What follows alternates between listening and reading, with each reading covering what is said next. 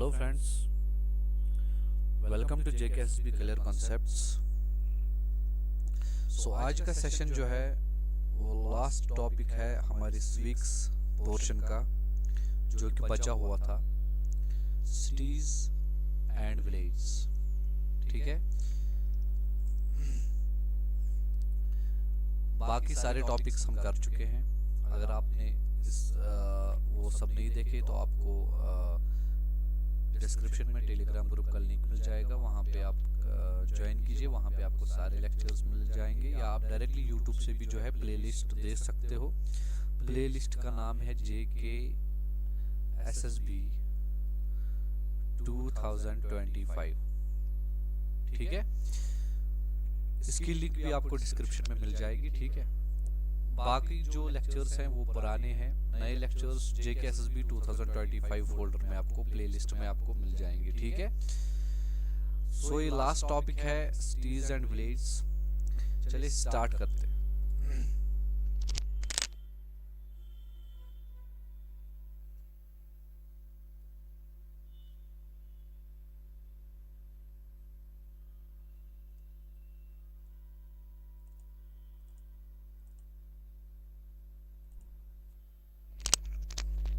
चलिए, छोटा सा टॉपिक है लेकिन बहुत ही इम्पोर्टेंट है। 1-2 मार्क्स का इसमें से पूछ सकती है JKSSB। ठीक है, तो हम हर कोई पॉइंट जो है कवर करेंगे इसमें। पहले मैं एक बार आपको नोट्स दिखा देता हूँ पूरे। देखिए, इंट्रोडक्शन है, उसके बाद हम थोड़ा सा हिस्टोरिकल बैकग्राउंड पढ़ेंगे, उसके बाद मॉडर्न इंडिया के बारे में थोड़ा सा पढ़ेंगे, फिर थोड़ा सा सेंसस के बारे में पढ़ेंगे, कैरेक्टरिस्टिक्स पढ़ेंगे सिटीज़ के भी, विलेज के भी। उसके बाद गवर्नेंस के बारे में पढ़ेंगे, पंचायती राज के बारे में, 3 टायर स्ट्रक्चर के बारे में। ठीक है, उसके बाद सिटीज़ में भी देखेंगे कैसे म्यूनसिपैलिटी है ना, क्या सब होता है। और उसके बाद इंटरडिपेंडेंस देखेंगे इनकी, फिर प्रॉब्लम्स देखेंगे दोनों की, फिर कुछ स्कीम्स देखेंगे, गवर्नमेंट स्कीम्स। ठीक है, और उसके बाद माइग्रेशन देखेंगे, और फिर सस्टेनेबल डेवलपमेंट देखेंगे। ठीक है, चलिए स्टार्ट करते हैं। चलिए देखिए, सिटीज एंड विलेज, आपको पता होगा 65% इंडियन पॉपुलेशन जो है वो, एक सेकंड, हाँ जी, वो विलेज में रहती है ना, रूरल एरियाज में रहती है, और बाकी 35% जो है वो सिटीज में रहते हैं। मतलब विलेज ज़्यादा है, सिटीज कम है। तो दोनों सिटीज और विलेज जो हैं वो दोनों कंप्लीट एक इंडियन इकोनॉमी को बनाते हैं।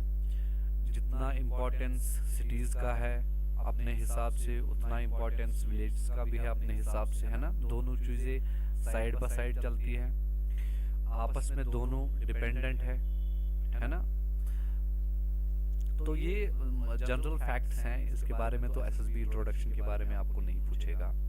इसके बाद हिस्टोरिकल बैकग्राउंड है। हिस्टोरिकल बैकग्राउंड अगर आप देखोगे, विलेज एंशिएंट इंडिया में आपको याद होगा कि जब इंडियन सिविलाइजेशन जो थी पहले, वो सारी सेटलमेंट जो हुई थी विलेज की या जो भी था, वो इंडस और गंगा के बैंक्स पे हुआ था, है ना। तो विलेज जो क्या थे वो सेल्फ सफिशिएंट थे, मतलब खुद ही फूड बनाते थे, खुद ही टूल्स बनाते थे, क्लोथिंग, है ना, सब कुछ। और ग्राम सभा जो है ना, ग्राम सभा बिल्कुल पहले से एग्जिस्ट करती थी, बिल्कुल पहले से ग्राम सभा जो है एग्जिस्ट करती थी विलेज में, इवन फ्रॉम वैदिक पीरियड, है ना। तो विलेज का बहुत ही पुरानी हिस्ट्री है ना। पहले विलेज ही बने हैं, उसके बाद अर्बनाइजेशन हुई आहिस्ता आहिस्ता। जब हम अर्बन सेंटर्स की बात करते हैं तो मोहनजोदारो का नाम आता है ना, हड़प्पा का नाम आता है, पाटलिपुत्र का नाम आता है, उज्जैन का नाम आता है, तक्षशिला का नाम आता है। ये वेल प्लान्ड सेंटर्स थे जहाँ पे एजुकेशन होती थी, ट्रेड होता था, है ना। मौर्य और गुप्ता पीरियड के दौरान जो है ये एडमिनिस्ट्रेटिव और कल्चरल हब्स थे। ठीक है, तो ये हमने देखा एंशिएंट इंडिया में अर्बनाइजेशन कैसे स्टार्ट हुई, सिटीज कैसे स्टार्ट हुई, मतलब अर्बनाइजेशन। और विलेज भी हमने देखी, विलेज तो बिल्कुल पहले से थे। ब्रिटिश पीरियड में जो है आहिस्ता आहिस्ता एडमिनिस्ट्रेशन ने क्या किया, रेलवेज लाई, पोर्ट बनाया, है ना, बहुत सब कुछ बनाया। ये भी आपके लिए उतना इम्पोर्टेंट नहीं है ना। यहाँ से ये चीज़ आपके लिए इम्पोर्टेंट है। देखिए रूरल एरिया की बात करें, रूरल एरिया बोलते किसको है? सबसे पहली चीज़ तो ये है कि विलेज, आप किसको बोलोगे कि विलेज है या ये सिटी है? सबसे पहले पॉपुलेशन जो है, पॉपुलेशन, एक सेकेंड, हाँ जी, पॉपुलेशन जो है वो 5,000 से कम होनी चाहिए। डेंसिटी जो है पर पर्सन स्क्वायर किलोमीटर 400 से कम होनी चाहिए। और 25% से ज़्यादा मेल वर्कर्स जो हैं वो एग्रीकल्चर में होने चाहिए। फिर हम उसको बोलेंगे कि ये एक रूरल एरिया है, ये विलेज है। अगर पॉपुलेशन 5,000 से ज़्यादा या 5,000 थी और डेंसिटी 4,000 स्क्वायर किलोमीटर पर्सन के हिसाब से ज़्यादा थी और इतनी मेजॉरिटी भी नहीं थी एग्रीकल्चर वर्क में, तो हम उसको बोलते हैं कि भाई ये अर्बन एरिया है, या ये सिटी है, या ये टाउन है। ठीक है, तो ये तो आपने देखी कैटेगराइजेशन कैसे होती है। थोड़ा सा सेंसस के बारे में हम देखते हैं। 2011 में आपको पता होगा सेंसस हुआ है। 6.4 लाख विलेज जो हैं वो इंडिया में है और 7,900 सिटीज और टाउन्स जो है वो इंडिया में एग्जिस्ट करती है। अगर हम पॉपुलेशन की बात करें तो अर्बन पॉपुलेशन जो है वो 17% से बढ़कर 35% हुई है अर्बनाइजेशन की वजह से। मतलब जब पहले सिर्फ 17% ही थी 1951 में अर्बन पॉपुलेशन, बाकी सारी रूरल पॉपुलेशन थी, है ना। फिर आहिस्ता डेवलपमेंट होती गई तो अर्बनाइजेशन होती गई, शहर बनते गए। तो आज का अगर हम देखेंगे 2024 में लगभग 35% जो है वो अर्बन पॉपुलेशन है ना, और 65% जो है वो विलेज की पॉपुलेशन है। कैरेक्टरिस्टिक्स देखेंगे हल्के से, इतना इम्पोर्टेंट नहीं है, लेकिन JKSSB का कोई भरोसा नहीं होता है कहाँ से क्या पूछ ले। सबसे पहले तो इकोनॉमिक बेस की अगर हम बात करें, इकोनॉमिक्स बेस की अगर हम बात करें तो फार्मिंग, एनिमल फार्मिंग, है ना, एग्रीकल्चर। विलेज के लिए जो सबसे इकोनॉमिक बेस होती है यही होती है, agriculture, farming, animal rearing, cottage होती है, मिल्क रेयरिंग, है ना, ये सब। लाइफस्टाइल की बात करें तो बिल्कुल सिंपल होता है, ट्रेडिशनल होता है, उतना इम्पोर्टेंट नहीं है। हाउसिंग तो अब बहुत एडवांस हो गई है, कच्चे मकान तो बहुत कम ही देखने को मिलते हैं। ट्रांसपोर्ट एंड कम्युनिकेशन जो है, मतलब कनेक्टिविटी जो है वो लिमिटेड होती है, लेकिन इम्प्रूव होती रहती है। बहुत सारे विलेजेस भी आप आज देखोगे तो आपको सिटी से बहुत ही ज़्यादा बेहतर लगेंगे, है ना। तो रोड्स कौन बनाता है? प्रधानमंत्री ग्राम सड़क योजना, PMGSY। इम्पोर्टेंट पॉइंट है, याद रखिएगा, ठीक है। और स्कूल्स होते हैं वहाँ पे, रूरल स्कूल्स होते हैं, प्राइमरी हेल्थ सेंटर्स होते हैं, आपके आस पड़ोस में होंगे, देखे होंगे आपने, है ना। तो ये इसमें इम्पोर्टेंट इतना ही था कि ट्रांसपोर्ट और कम्युनिकेशन में PMGSY आपने याद रखना है। और थोड़ा सा ये लाइफस्टाइल, ये तो बिल्कुल नॉर्मल सी चीज़ है, आपको पता ही होगा। सिटीज़ में बिल्कुल इसके अपोजिट है ना, वेल डेवलप्ड रोड्स हैं, मेट्रो है, trade, services, technology, industries, jobs. Agriculture पे उतना डिपेंड होता ही नहीं, मतलब एग्रीकल्चर तो सिटीज़ में है ही नहीं। पॉपुलेशन बहुत डेंस होती है ना, एक एक मकान में 50-50 लोग रह रहे हैं, 10-10 मंजिला इमारत में, है ना। तो डेंसिटी बहुत ज़्यादा है, इंफ्रास्ट्रक्चर बहुत अच्छा है। एम्प्लॉयमेंट मैंने आपको बोला, गवर्नमेंट भी है, बिजनेस भी है और प्राइवेट सेक्टर्स में भी है। देखिए इम्पोर्टेंट ये चीज़ है, सबसे ज़्यादा इम्पोर्टेंट ये चीज़ है। अगर ये टॉपिक आपके सिलेबस में रखा गया है तो ये चीज़ सबसे इम्पोर्टेंट है। सबसे पहला, गवर्नेंस विलेज में क्या है, मतलब पंचायती राज सिस्टम। देखिए 73rd अमेंडमेंट एक्ट जो हुआ 1992 में, उसमें डिसेंट्रलाइजेशन ऑफ पावर हुआ, मतलब पावर को जो है तोड़ा गया, पावर को है जो बांटा गया, है ना। तो उसमें एक 3 टायर स्ट्रक्चर आया कि विलेज में है, सबसे पहले ग्राम पंचायत होगी जिसका हेड सरपंच होगा, ठीक है। वार्ड मेंबर जो है वो हर किसी वार्ड में से इलेक्ट होंगे। इनका काम क्या होगा? इनका काम होगा मेंटेनेंस देखना, किन चीज़ों का? सैनिटेशन का, पॉन्ड्स का, रोड्स का, है ना।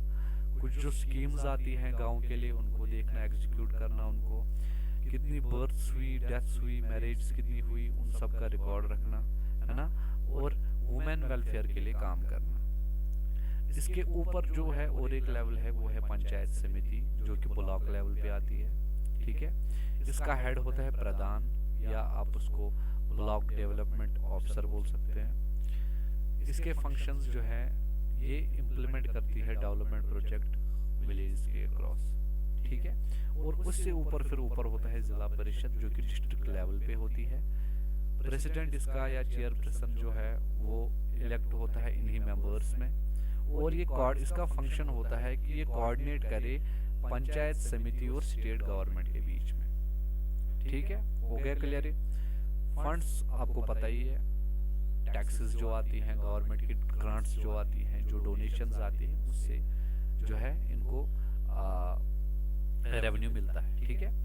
अब अगर हम सिटीज में देखें लोकल गवर्नेंस क्या होती है, तो इसके लिए भी जो है, इसके लिए 74th अमेंडमेंट 1992 आपने याद रखनी है।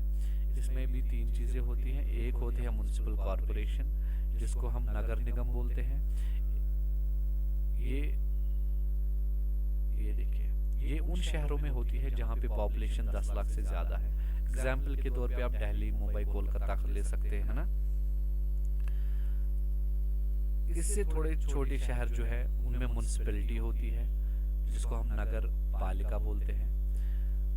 पॉपुलेशन रेंज 1 लाख से 10 लाख के बीच में होती है। एग्जाम्पल आप जम्मू ले सकते हो, उधमपुर ले सकते हो, श्रीनगर ले सकते हो। उससे नीचे वाले शहर जो है वो नगर पंचायत में आते हैं, जिनमें पॉपुलेशन 1 लाख से कम है ना, स्मॉल टाउन्स जो है। तो लोकल गवर्नमेंट जो है अर्बन एरियाज में ऐसे चलती है इन 3 टायर्स से, ठीक है। वो पॉपुलेशन पे डिपेंड करता है कहाँ पे कौन सा शहर कितना बड़ा है, उस हिसाब से जो है वहाँ पे गवर्नमेंट है, लोकल गवर्नमेंट है। मतलब अगर पॉपुलेशन 10 लाख से ज्यादा है तो वहाँ पे म्युनिसिपल कॉर्पोरेशन होगी, नगर निगम होगी। अगर 10 लाख से कम है, 1 लाख से ज्यादा है तो म्युनिसिपैलिटी होगी, और अगर 1 लाख से भी कम है, मतलब बिल्कुल छोटा शहर है, तो नगर पंचायत होगी, ठीक है।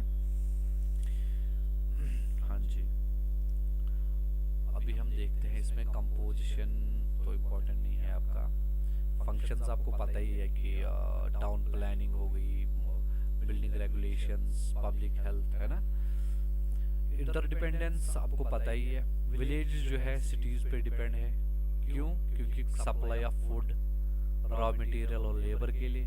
और सिटीज डिपेंड है विलेज के लिए, सिटीज पे डिपेंड है विलेज, क्योंकि ये प्रोवाइड करते हैं टूल्स, टेक्नोलॉजी, फर्टिलाइजर, जॉब्स और एजुकेशन, ठीक है। तो प्रॉब्लम्स आपको पता ही है विलेज की भी और सिटीज की भी। अगर विलेज की बात करें तो एग्रीकल्चर डिपेंडेंस होती है, मतलब विलेज पे डिपेंडेंट होते हैं एग्रीकल्चर की वजह से। एग्रीकल्चर लैंड बिल्कुल भी नहीं होती, है ना। सारे लोग जो है विलेज में वो एग्रीकल्चर पे ही होते हैं, लगभग 70-80%। पॉवर्टी, लिटरेसी, ये लो इनकम, ये इम्पोर्टेंट प्रॉब्लम्स है विलेज की, है ना। हेल्थ केयर उतना अच्छा नहीं मिलता, सैनिटेशन उतनी अच्छी नहीं मिलती।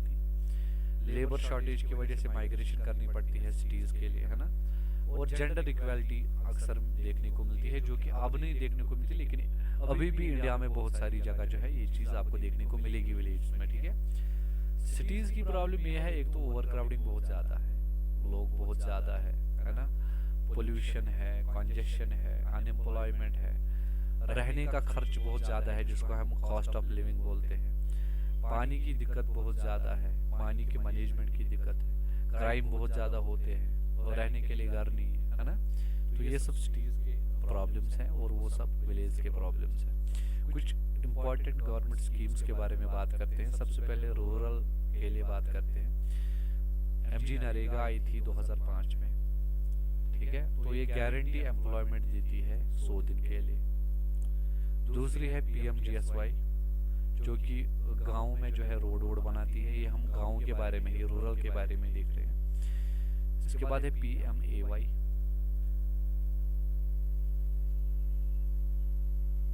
प्रधानमंत्री आवास योजना।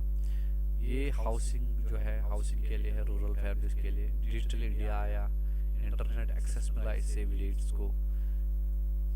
सांसद आदर्श ग्राम योजना, ये भी एक स्कीम आई जिससे मॉडल विलेज का डेवलपमेंट हुई, ठीक है। तो ये तो हुआ रूरल डेवलपमेंट। अर्बन डेवलपमेंट के लिए भी बहुत सारे स्कीम्स हैं, जैसे स्मार्ट सिटीज मिशन है 2015 का, जैसे अमृत स्कीम है ना, जैसे स्वच्छ भारत मिशन है, जैसे मेट्रो प्रोजेक्ट्स है बहुत सारे, और प्रधानमंत्री आवास योजना भी है, लेकिन वो अर्बन के लिए। ठीक है।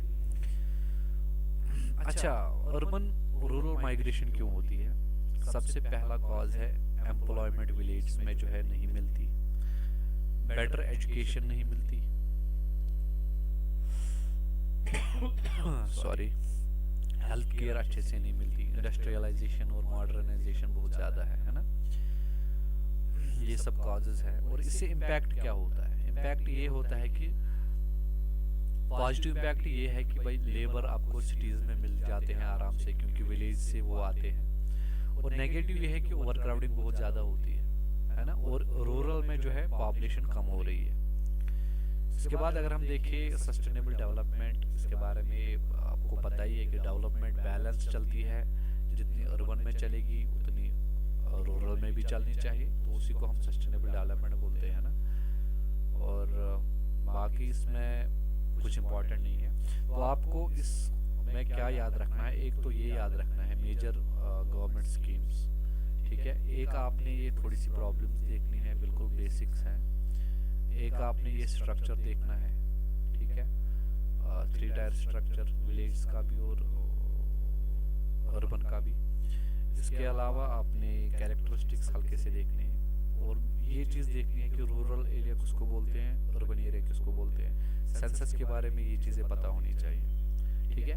तो ये था आपका लास्ट सेशन सिविक्स का। इसी के साथ आपकी सिविक्स जो है वो पोर्शन हमने ख़त्म कर दिया। अब जो है आपका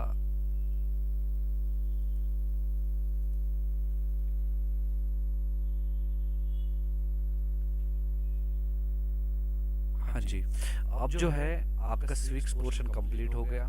कल आपका और एक लेक्चर आएगा, उसमें आपका हिस्ट्री पोर्शन कंप्लीट हो जाएगा। बहुत सारे और भी टॉपिक्स हमने पढ़ाए हैं।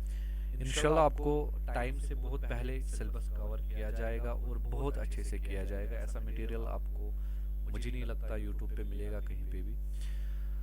तो रिक्वेस्ट यही रहेगी, अगर चैनल पर पहली बार आए हैं तो सब्सक्राइब ज़रूर कीजिए और सेशन को लाइक कीजिए अगर आपको सेशन अच्छा लगा। अब ये सिविक्स पोर्शन आपका कंप्लीट हुआ है, तो आपको इसका पीडीएफ मंडे तक जो है मिल जाएगा। कहाँ पे मिलेगा? आपको टेलीग्राम ग्रुप पे जो है मिल जाएगा, लिंक डिस्क्रिप्शन में मिल जाएगी। चलिए, थैंक यू वेरी मच।